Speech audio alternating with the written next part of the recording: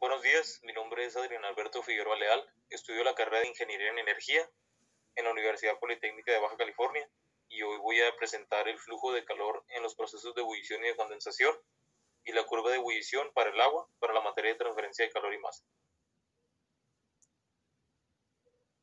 Sabemos que cuando se eleva la temperatura de un líquido a una presión específica hasta la temperatura de saturación de dicho líquido, a esa presión se presenta la ebullición. Así como cuando se baja la temperatura de un vapor a la temperatura de saturación, ocurre la condensación. Aunque la ebullición y la condensación exhiben algunas características únicas, estas se consideran como formas de transferencia de calor por convección, ya que están relacionadas con el movimiento del fluido. La ebullición y la condensación difieren de las otras formas de convección, en las que dependen del calor latente de vaporización del fluido y de la tensión superficial en la interfase líquido-vapor, además de las propiedades de ese fluido en cada fase. Transferencia de calor en la ebullición. La ebullición es un proceso de cambio de fase de líquido a vapor precisamente con la evaporación, pero existen diferencias significativas entre las dos. La evaporación ocurre en la interfase vapor-líquido. Esta se da cuando la presión del vapor es menor que la de saturación del líquido a una temperatura dada. La evaporación no comprende la forma de burbujas o el movimiento de estas. Por otra parte, se tiene que la ebullición está en la interfase sólido-líquido, cuando un líquido se pone en contacto con una superficie mantenida a una temperatura suficientemente por arriba de la saturación de este líquido.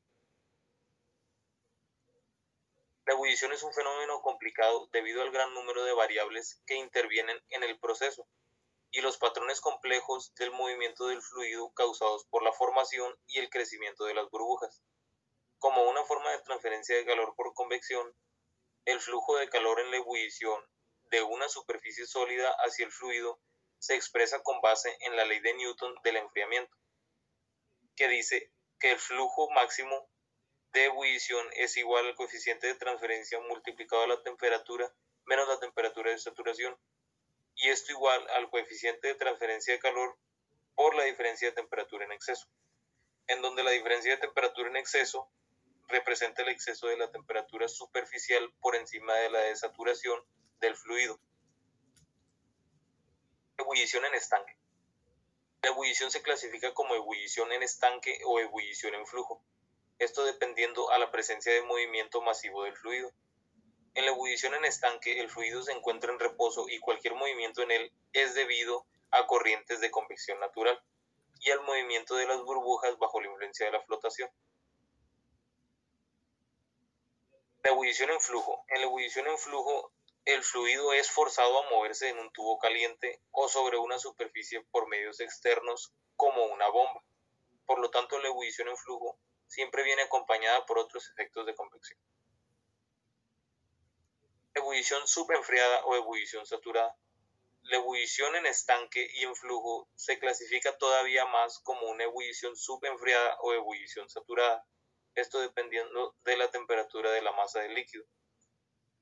La ebullición es subenfriada cuando la temperatura de la masa principal del líquido está por debajo de la de saturación, y se dice que es saturada cuando la temperatura del líquido es igual a la temperatura de saturación.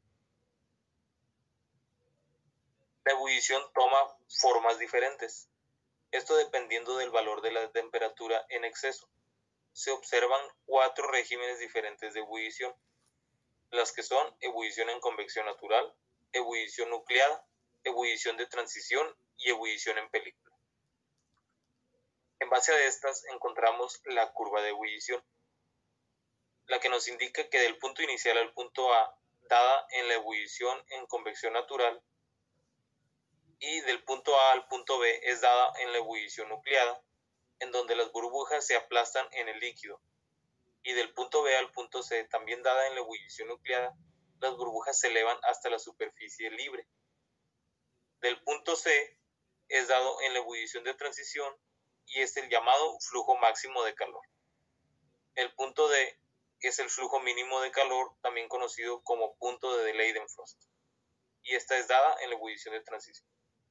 Del punto D al punto D es dado en la ebullición en película. Ebullición en convección, que viene siendo en el punto A. En la práctica de las burbujas van formándose sobre la superficie del calentamiento una vez que el líquido se calienta a unos cuantos grados arriba de la temperatura de saturación.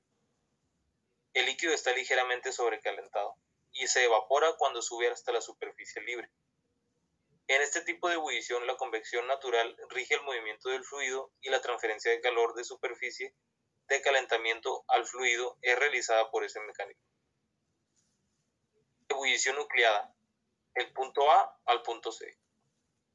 Las primeras burbujas se empiezan a formar en el punto A y reciben el nombre del comienzo de la ebullición nucleada.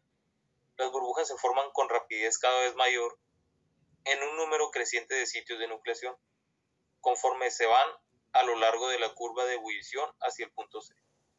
El régimen de ebullición nucleada se puede separar en dos regiones distintas. En la región AB, que es donde se forman las burbujas aisladas en varios sitios preferenciales de nucleación donde la superficie es calentada.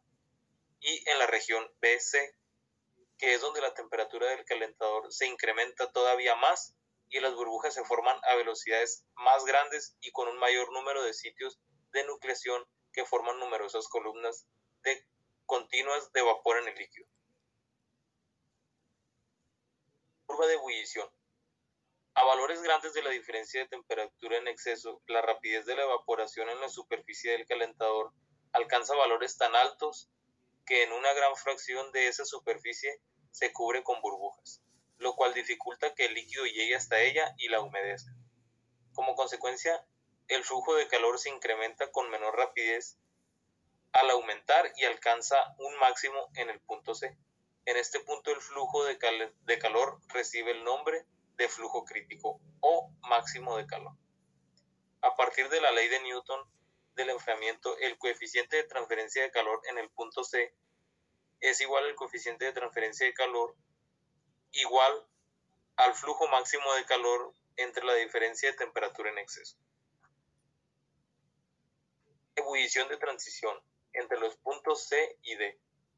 A medida que se incrementa la temperatura del calentador y por lo tanto la diferencia de temperatura en exceso, más allá del punto C, el flujo de calor disminuye. Esto se debe a que una fracción grande de la superficie del calentador se cubre con una película de vapor, la cual actúa como un aislante, esto debido a su baja conductividad térmica en relación con la del líquido.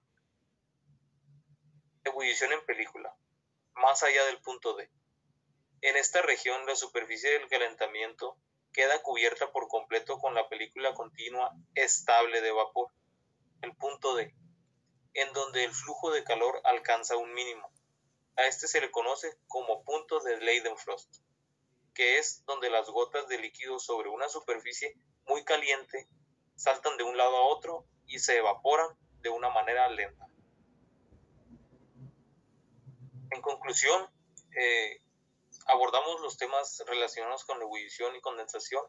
Entre ellos encontramos la ebullición en estanque, que es la que nos dice que es cuando el fluido se encuentra en reposo y además cualquier movimiento en él es por convección natural. También la ebullición en flujo. Esta es dada por el fluido forzado a moverse en un tubo caliente o en una superficie. Se mencionaron los regímenes de ebullición y la curva de ebullición para agua a presión de una atmósfera. Y pues por mi parte es todo y muchas gracias.